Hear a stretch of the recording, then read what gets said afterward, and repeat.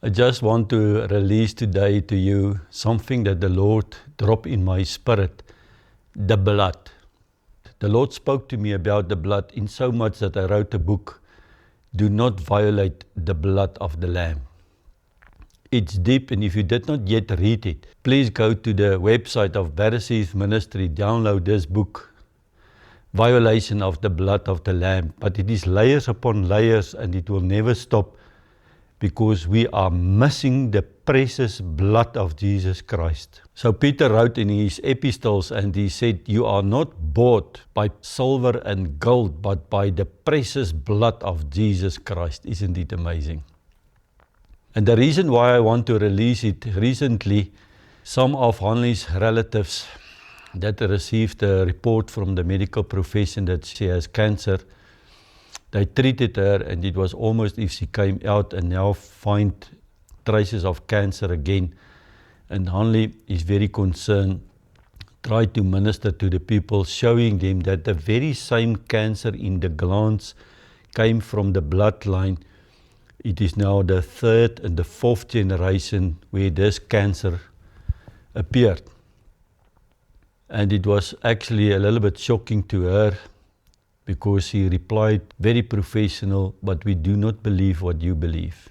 And it just dropped in my spirit how the Messiah must feel. He's Jehovah Rapha.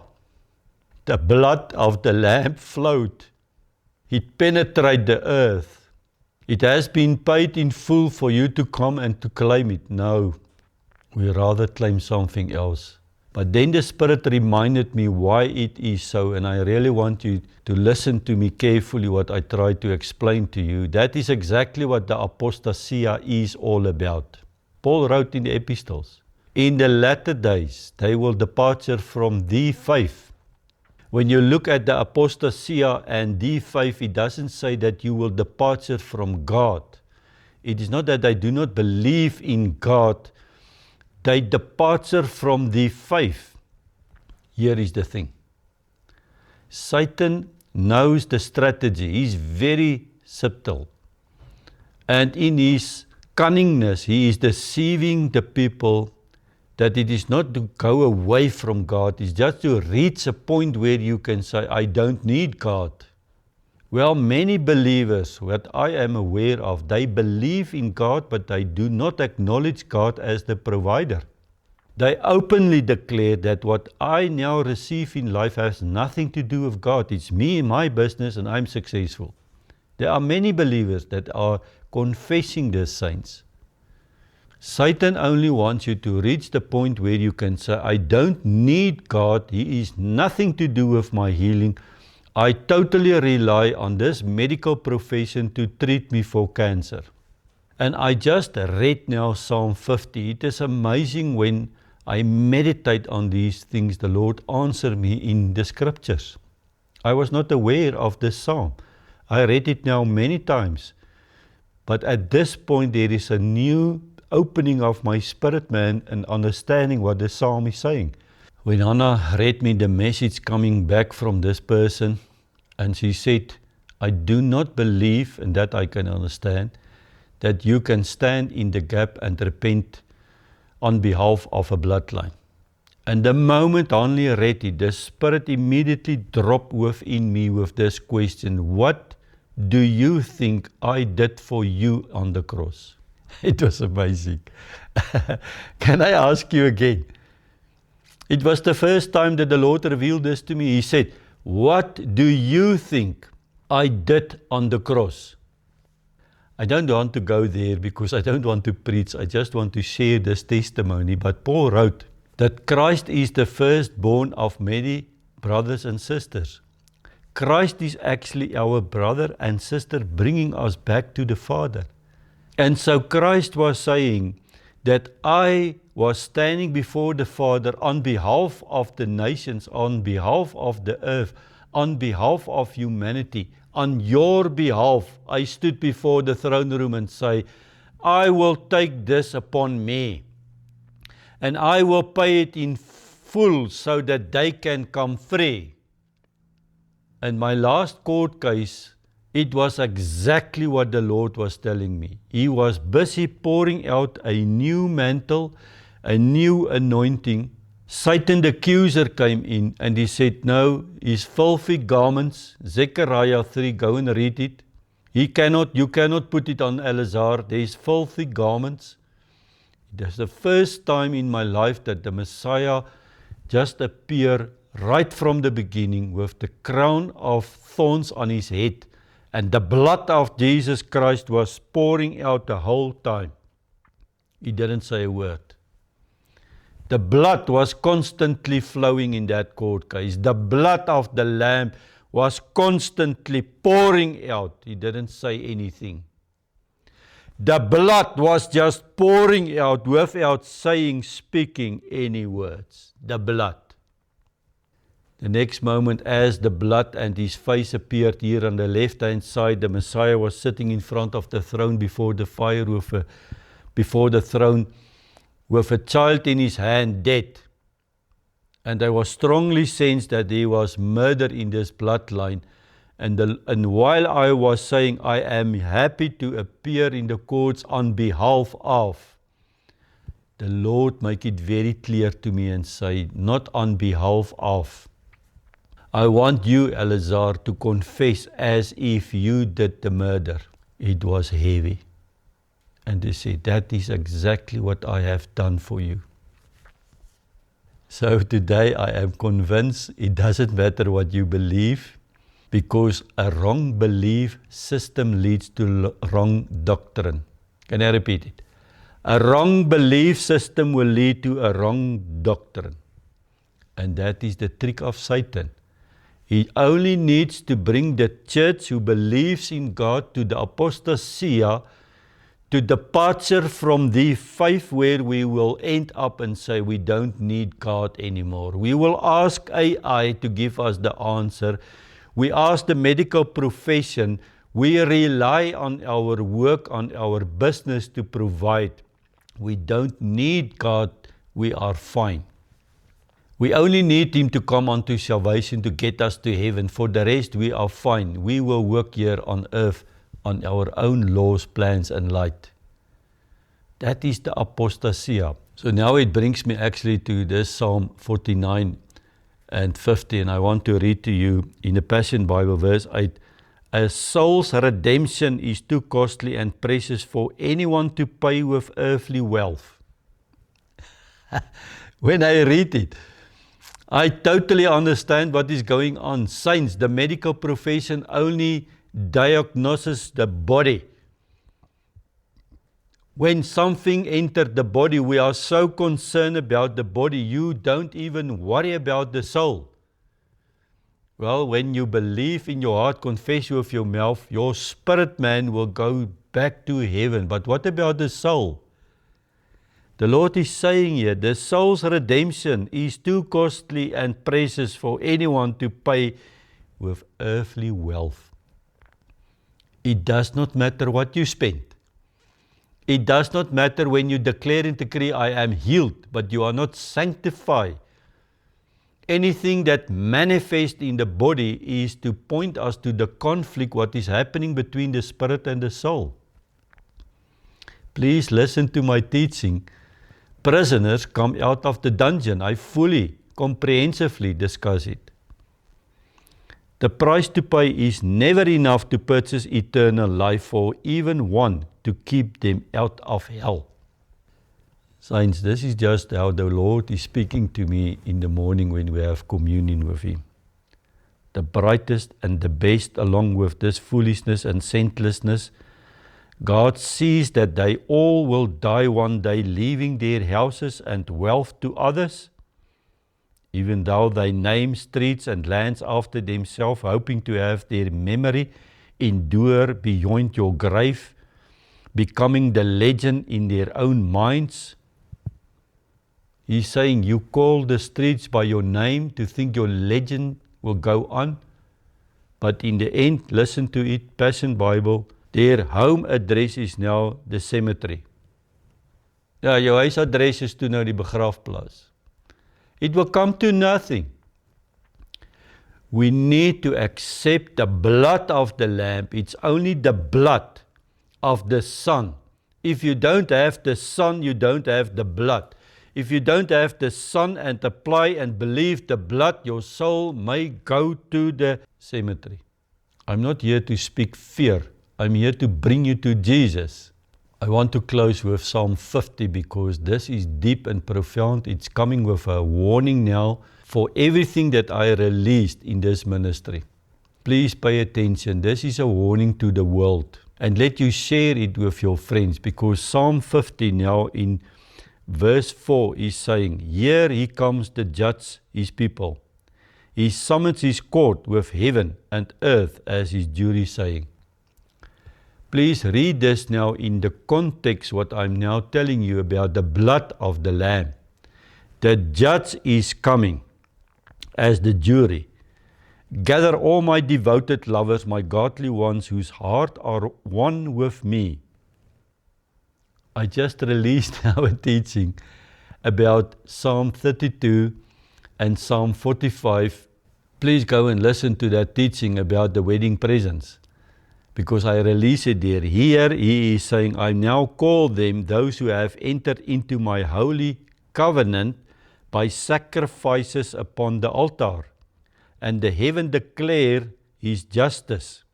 God himself will be their judge, and he will judge them with righteousness.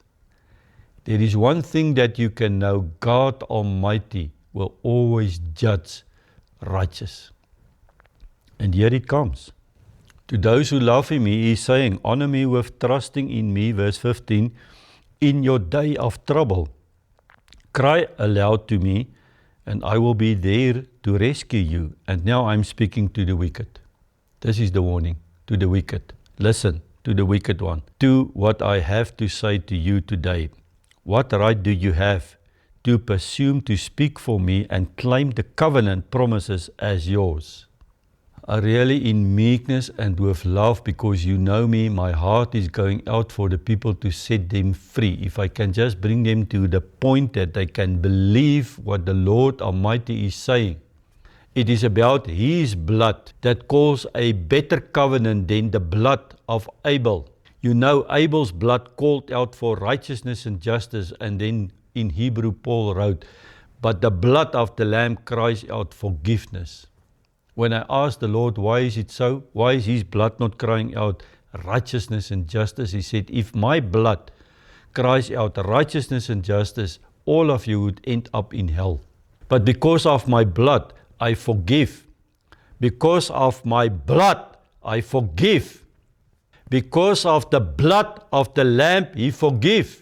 It is a higher blood covenant than the blood of righteousness of Abel, crying out for that righteousness because his brother murdered him.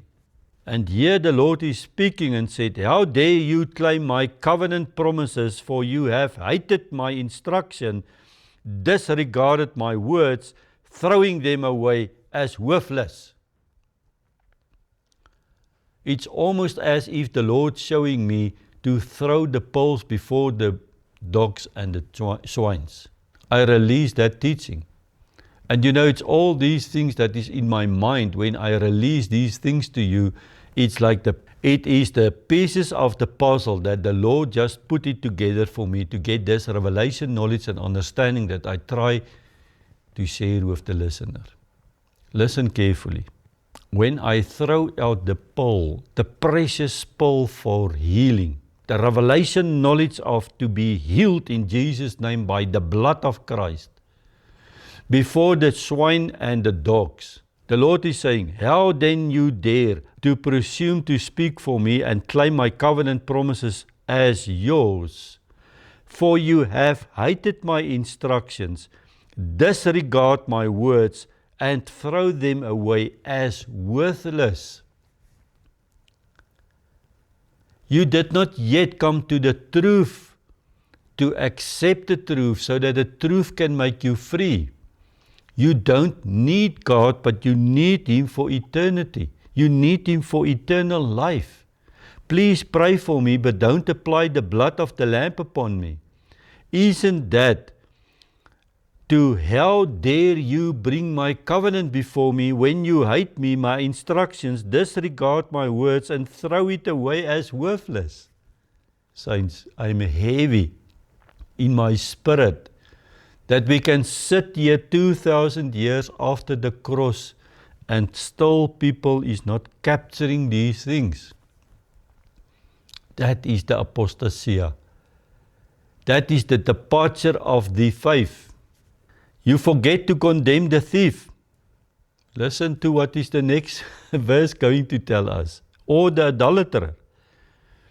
You and your friends running alongside them into darkness.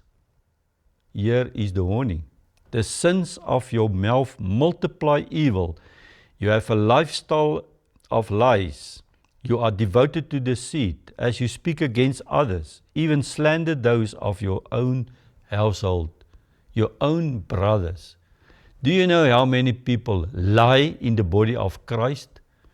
They are not even aware of the lies. They speak lies. They deceive. They speak against one another. They slander those in the body. The Lord is saying, your time is up. I'm coming for judgment. All this you have done, and I kept silent, so you thought that I was just like you, sanctioning evil, but now I will bring you to my courtrooms and spell out clearly my charges before you. We make ready for judgment, judgment of the earth and judgment of the angels.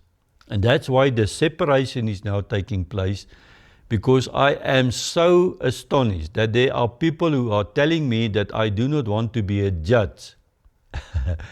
Well, if you don't want to be a judge, you please go to the Messiah and tell him that you do not want to be part of the bride who will sit in the celestial courts to judge the earth and the angels. With all respect and love.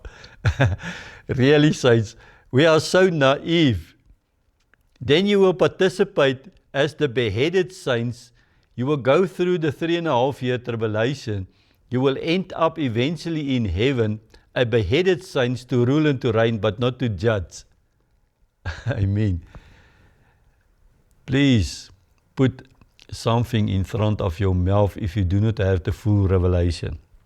The Lord is saying in Psalm 50:22, this is your last chance, my final warning. This is your last chance, your final warning. I release it over the 6-month period. Can I just pause here and say, saints, there is not one single prophet in the Old Testament who released words that the king embraced it. When a true prophet spoke, he was always persecuted, hanged, burned, impaled. So the words that's coming out of my mouth is not that I want to release it. I don't lie there in my bed or walk around and ask the Lord, what must I tell the bride or the body of Christ? He is just speaking words to me and I'm releasing it to you. I am warning the inhabitants of the earth, this is your last chance. My final warning, the Lord is saying, I will set up my courts now. Your time is up. Turn away from all this evil. Or the next time you hear from me will be when I am coming to pass judgment upon you. Turn. Stop with your lies. Stop with backstabbing. Stop with your betrayal. Stop with this nonsense to be a spiritual spit cop, a policeman. Maybe I must quickly read it to you. I found this prophet, I don't know this person, but when he spoke, he speaks in my heart. And he says, people become so obsessed with opposing each other instead of revealing Jesus. He repented from it. They spent more time trying to identify false prophet than learning how to love people. You spend so much time trying to find fault in other people instead of learning how to love one another. You think it is out of love, but it is not. It is out of a broken soul. More time playing supernatural cop than making disciples. More time defending the system than demonstrating Christ. Saints, we reach a point that we are so critical in the body of Christ, instead of just loving one another, serving one another, and let the Holy Ghost do the work of purification. That is what this ministry is all about. We bring you in a session before Yahweh. He is doing the work. More time to defending the system than demonstrating Christ. And eventually I had to ask myself, does this actually look like Jesus? Because when the word comes from man, it's always condemnation. It's never conviction.